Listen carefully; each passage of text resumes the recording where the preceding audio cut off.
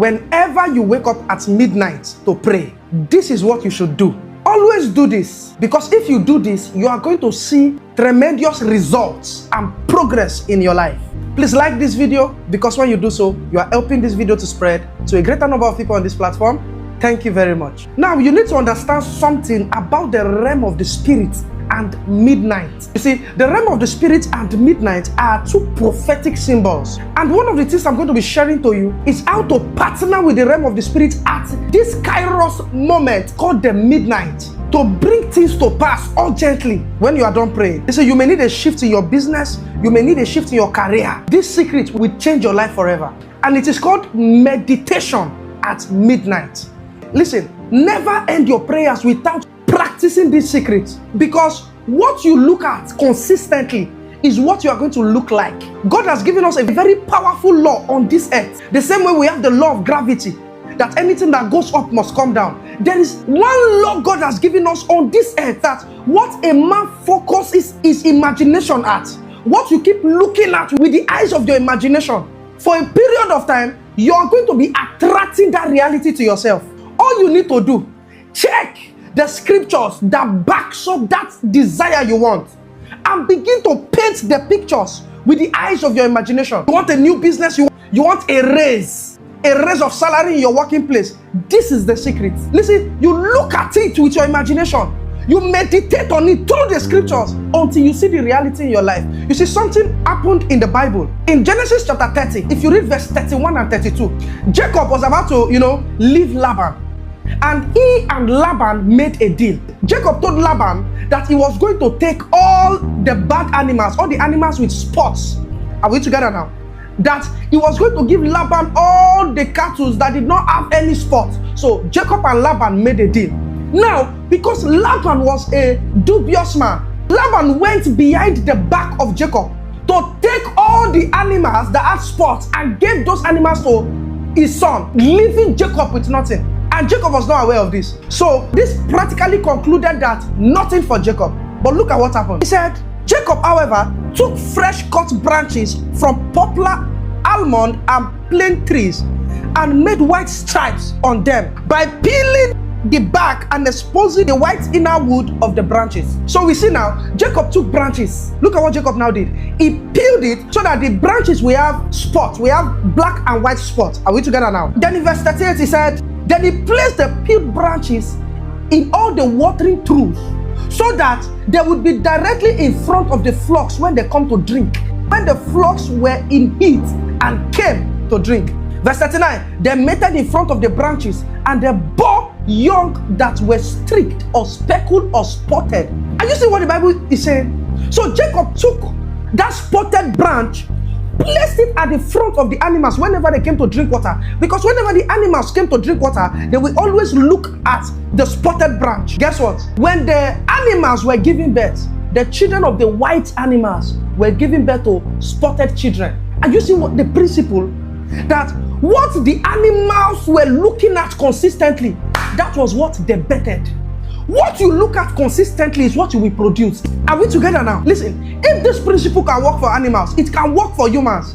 That you will look at the reality, you will look at prosperity, you will look at health from the scripture, meditate on it, brood on it, paint the pictures until you see the results. And guess what?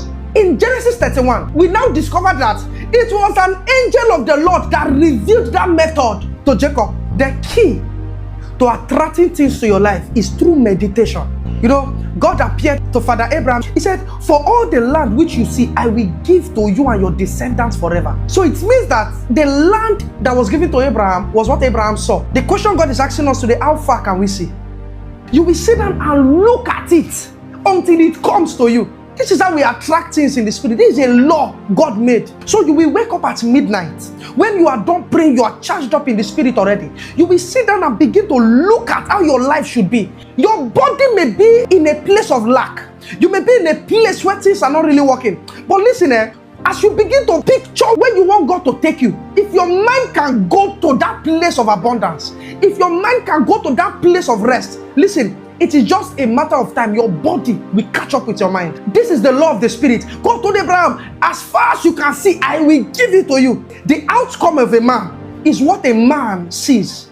Many people, they have stayed so much in lack that they don't believe anything good can happen to them again. Some people are shocked if you give them something for free. Some people are shocked if God favors them. It is because of the small pictures that their minds are painting. As far as you can see.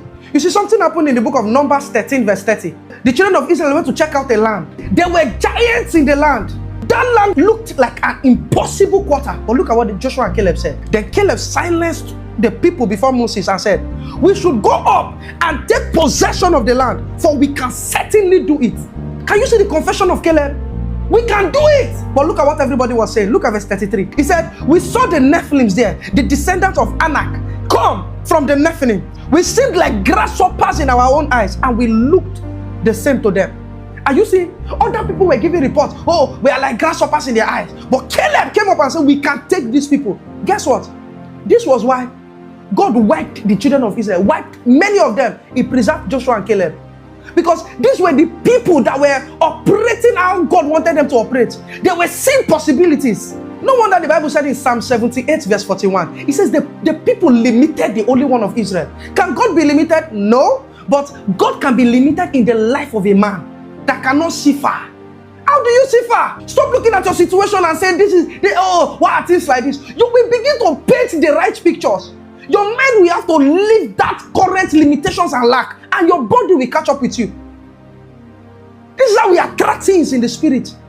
Live a life constantly in meditation, attracting possibilities to yourself. This is a law. Funny enough, the children of this world have hijacked this law, and now they gave a name to it. But originally, we are aware that Satan does not create any law. Any law on this earth, it was God that created it. But just like what Jesus said in Luke 16 verse 8, Jesus said the children of this world are wiser than the children of light. Listen, believers, this is a law. This is pure scriptures. The angel of the Lord had to teach Jacob how this thing works. You will look at the scriptures, paint the pictures in your imagination, and you begin to attract those things to your life. And the power is in the consistency. Blessed be a man that now adds speaking in tongues to that exercise. Psalm 78:41. Yes, again and again they tempted God and limited the Holy One of Israel. Are you seeing what the Bible says? They limited God. Can God be limited? No. But because of the small mindsets, they were not ready to enlarge. They were not ready to paint the good pictures. So God was limited. Because how far you believe God can go is how much God will go for you. Yes. Genesis chapter 12, the Bible said it was famine in the land. Gross famine. If you read Genesis chapter 13 verse 1-2, it said, but Abraham was rich in gold, in silver, in cattle. They may be telling you, oh, things are hard. This is happening. Economy, this. You will paint, listen, you will paint the right pictures with your imagination whenever you wake up to pray. And watch how your life will be attracting these possibilities. How will white animals without spots and wrinkles be mating? And they are producing children with wrinkles just because of sight. What you see, what you keep looking at is what you begin to bet, is what your life will begin to produce. In 3 John chapter 1 verse 2, very amazing scripture. This scripture changed my mindset. Look at what the Bible said. I wish above all things that thou mayest prosper and be in health, even as your soul prospereth. Are you seeing what the Bible is saying? I wish above all things that we prosper and we be in health, even as our soul prospereth. Are you seeing? Meaning, for a man to prosper, for a man to be in good health, something must happen. His soul must first prosper. How does your soul prosper? By imagining possibilities. You have to first prosper in your soul before you prosper physically. That business, that career, that job. You have to first sit down in the place of prayers and meditation. Seeing yourself prosper in your mind. Practicing that meditation every day using prosperity scriptures. The Bible says when your soul has caught that prosperity, your body does not have a choice but to align. Are we together now? This is a very powerful mystery. No wonder the Bible made a very shocking statement. In Job chapter 3 verse 25. What I feared has come upon me. What I dreaded has happened to me. Are you seeing what Job said? What he feared came upon him. What he dreaded happened to him. Because fear is also meditation. When you are afraid of something, you are worried. You are engaging the law of meditation already. That's why I tell people that if a man can worry, that man can meditate. So when you see fear coming, rebuke it immediately and change the pictures.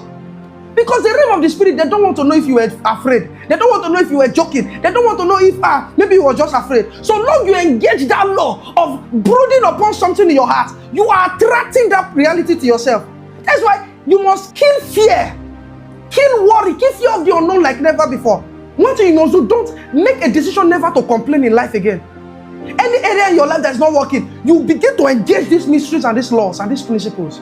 Thank God for the midnight hour, where spirits are active, where there are lesser distractions. You are done praying, you begin to engage the laws. At a point in the Bible, God told Joshua, he said, defeat the Perizzites. And I began to make research. Who are these Perizzites? It was then I discovered that in those days, they named their cities with the name of a person. So Perizzite was the name of, the person that city was named after. And I began to check what is the meaning of the baby name Perizzite on Google.